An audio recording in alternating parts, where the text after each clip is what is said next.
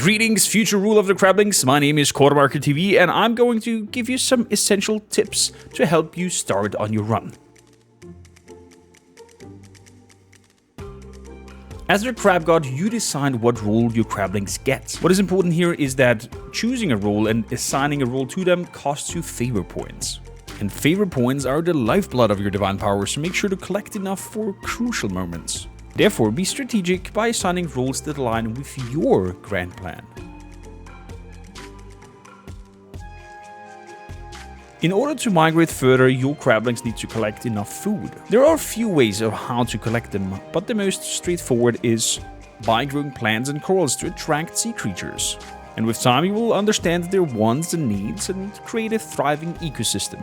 So after you have grown a few plants and corals, those sea creatures will interact with them and leave something behind that your crablings can then use as food. So make sure that you have scavengers assigned that will pick them up and bring them to your temple.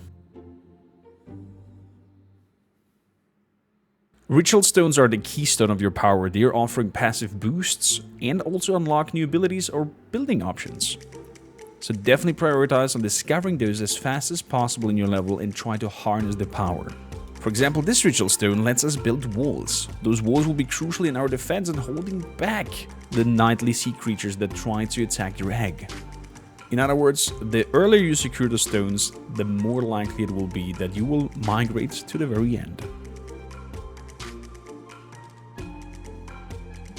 After each level, your crablings need to be fed. That means all the food that you've collected will be distributed to all of your crablings so their bellies are full. Once fed enough, crablings level up and gain one of 3 skills that you can pick. And if the RNG crab god is good with you, try to pick skills that are complementary to each other. So go ahead and try out different combinations and see what befits your strategy and your style of play. Lastly, if your migration fails and all your crablings die and the secret egg has been destroyed, your crab god will resurrect 2 of your former crablings to bring them along in the new run. Therefore, in a form of meta progression, giving you a better and easier time with your next try. Here's a little hint that will help you with your defenses. Dusk approaches, observe your hunter, for it will reveal the direction of the impending night assault.